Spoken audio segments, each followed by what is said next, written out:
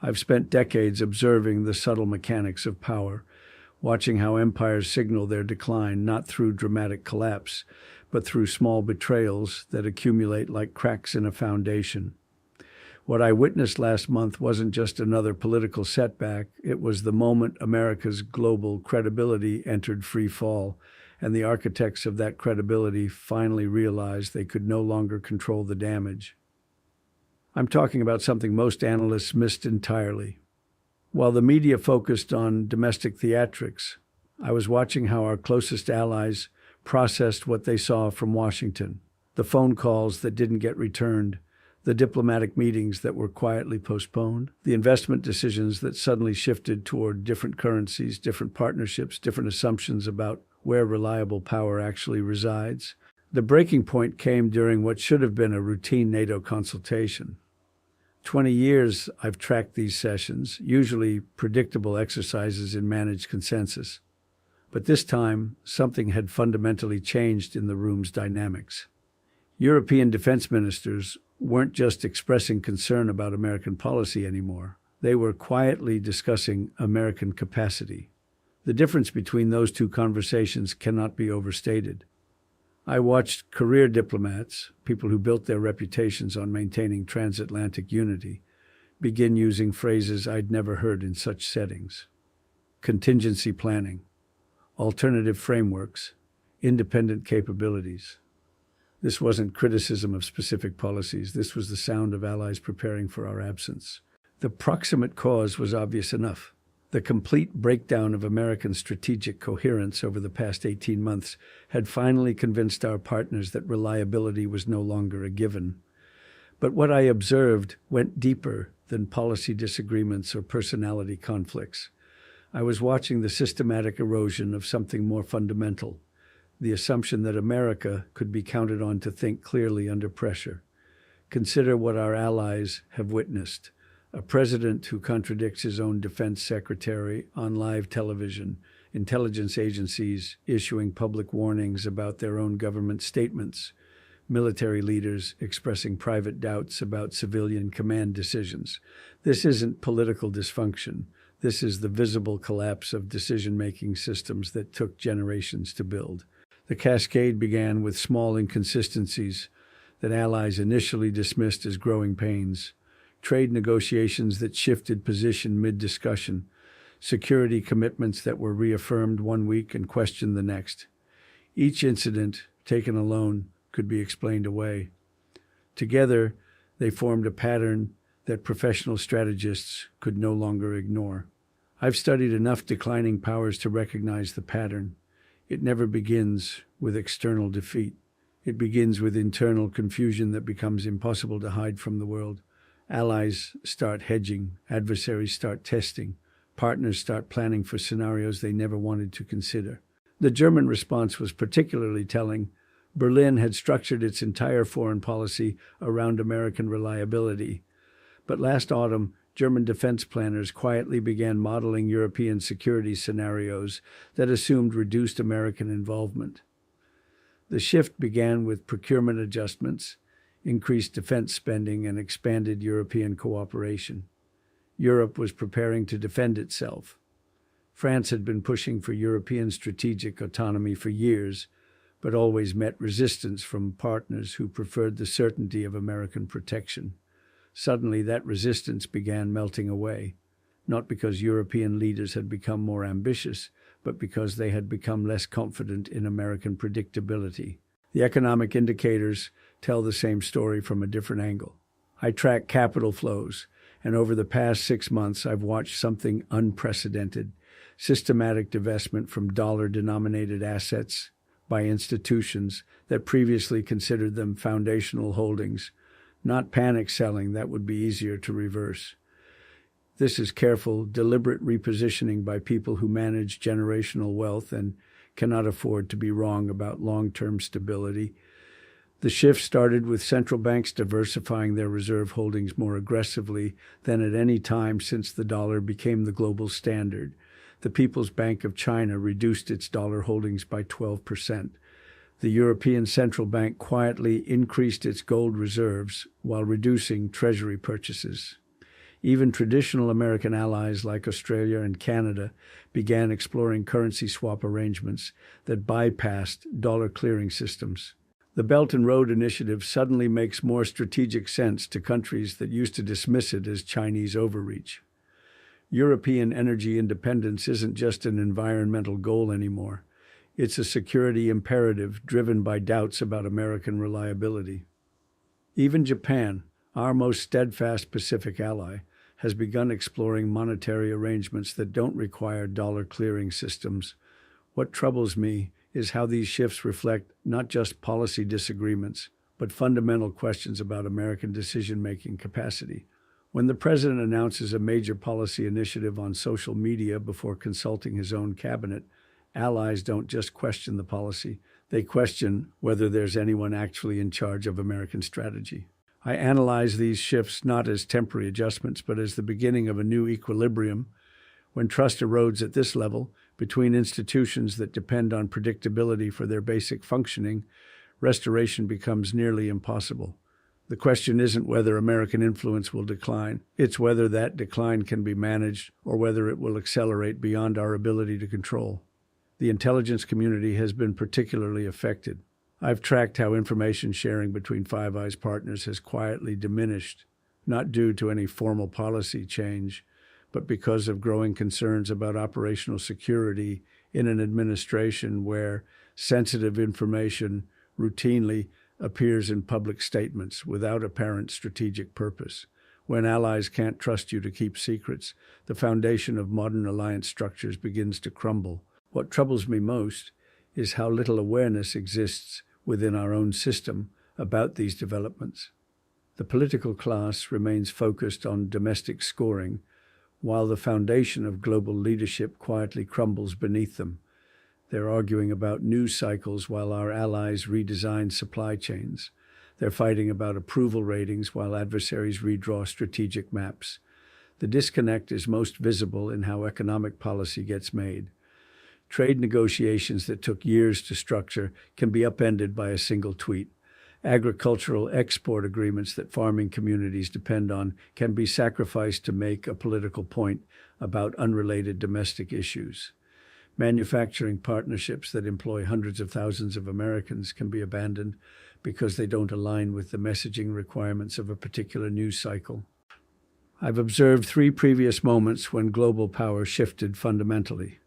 The British pound's displacement as the primary reserve currency, the Soviet Union's recognition that it could no longer compete systemically, the moment when everyone realized that European unity was no longer optional but essential for survival. Each transition began the same way, with the incumbent power believing its position was temporarily unstable rather than systemically threatened. Each transition accelerated when the incumbent's responses made the situation worse rather than better.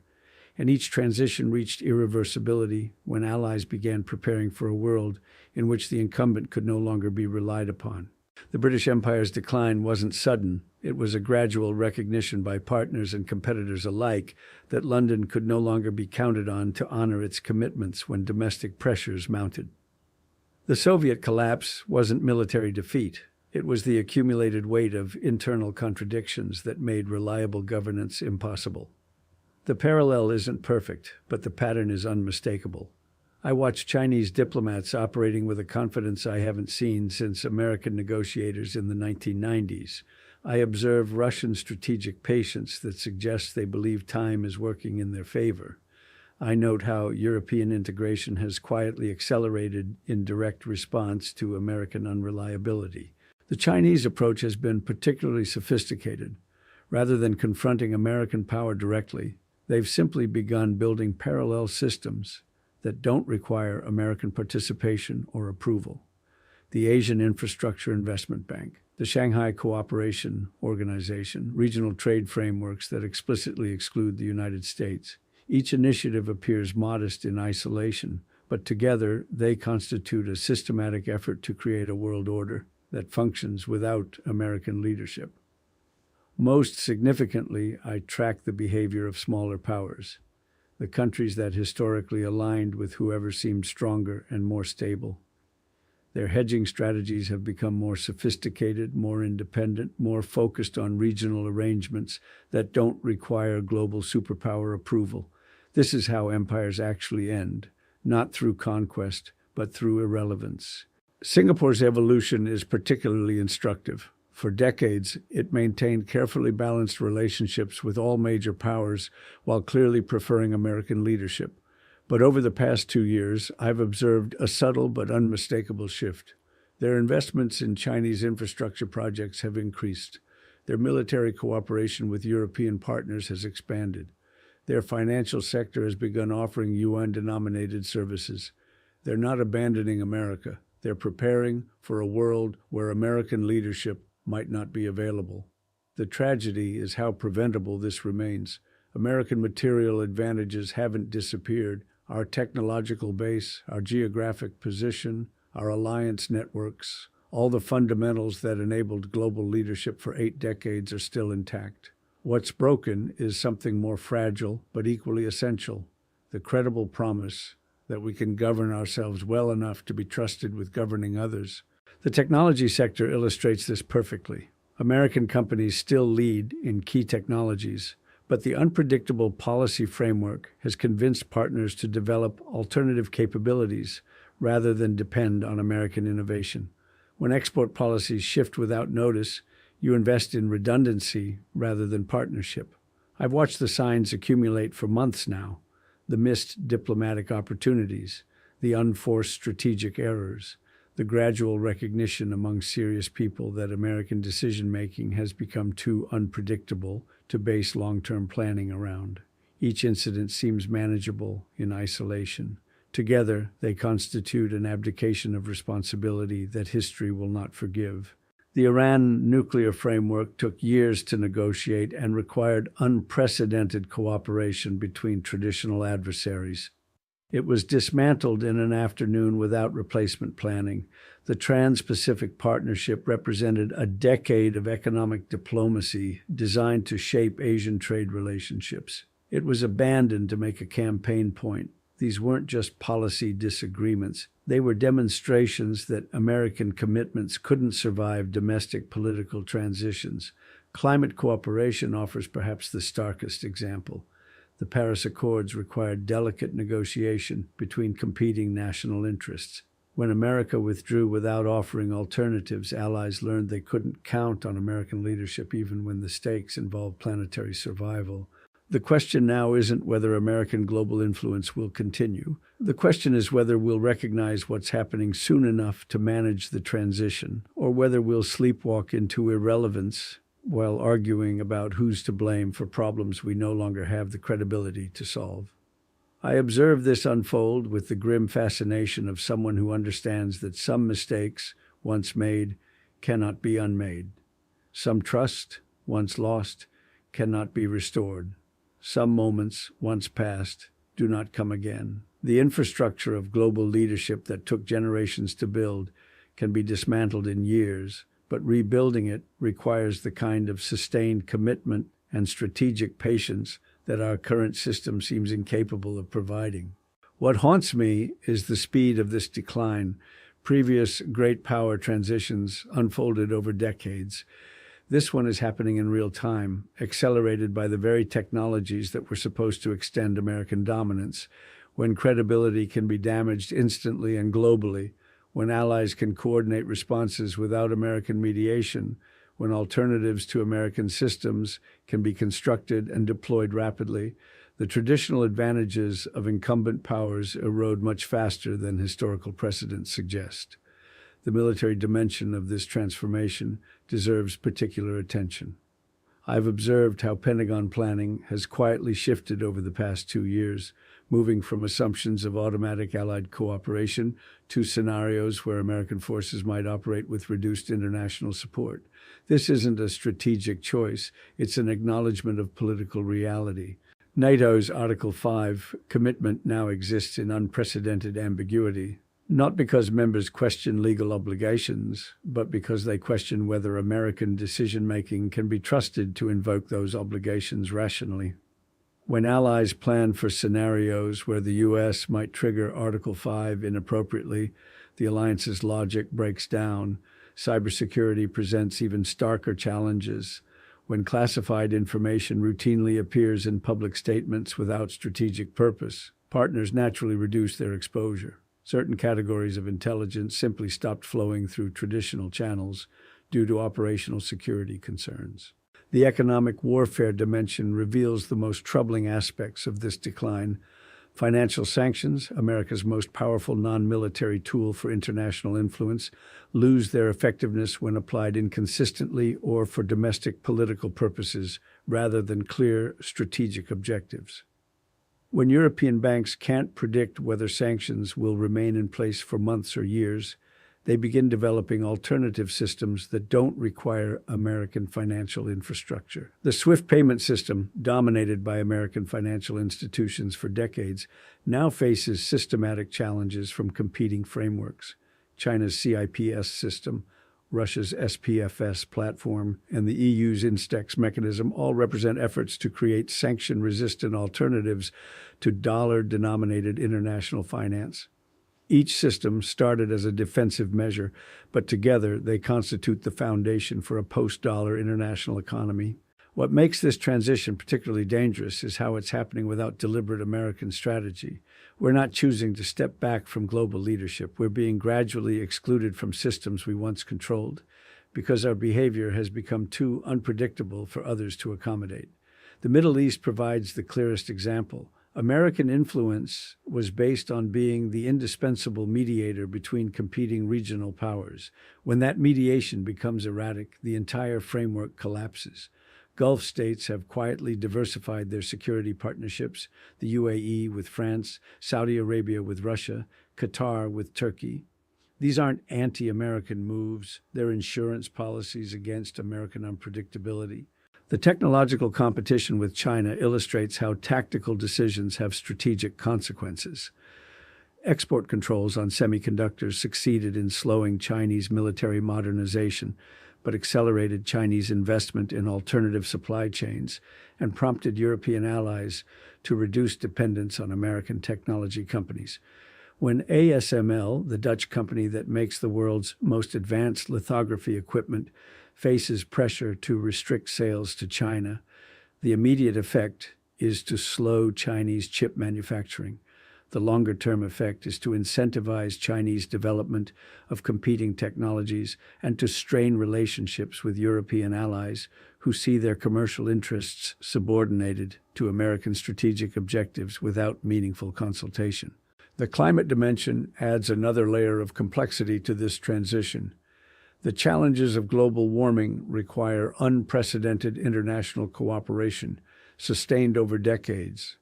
This is exactly the kind of long-term collective action that becomes impossible when the world's largest economy can't maintain consistent policy commitments across political transitions. The infrastructure investments required for renewable energy transition, the technology transfers needed for developing nations, the financial frameworks for adaptation in vulnerable regions all depend on predictable American leadership. When that leadership becomes episodic, other powers fill the vacuum. China's Belt and Road Initiative represents coherent long-term strategy that doesn't depend on American political cycles. European Green Deal investments follow similar logic. The result is a world organizing itself around problems we helped create but can no longer reliably help solve. I analyze these developments not with satisfaction or alarm, but with the cold recognition that this is how power actually transfers between civilizations.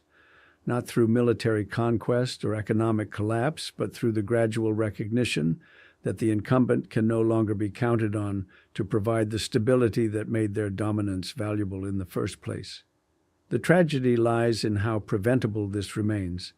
The United States retains every material advantage necessary for continued global leadership. Our technology sector still drives global innovation. Our universities attract the world's brightest minds. Our cultural influence remains unmatched. Our geographic position and resource base provide natural advantages that no competitor can replicate. But these advantages become irrelevant when they're coupled with decision-making processes that partners can't trust and strategic commitments that don't survive domestic political transitions. In the end, power isn't just about capability. It's about the credible promise that capability will be used wisely and consistently over time.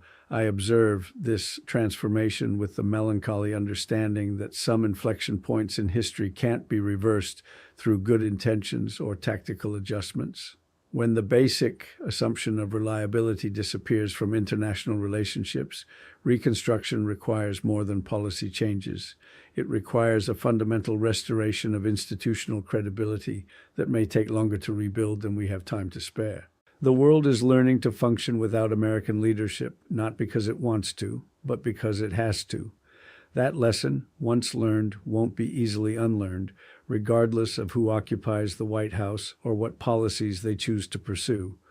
We are witnessing the end of an era that we never quite realized we were living through until it was too late to preserve.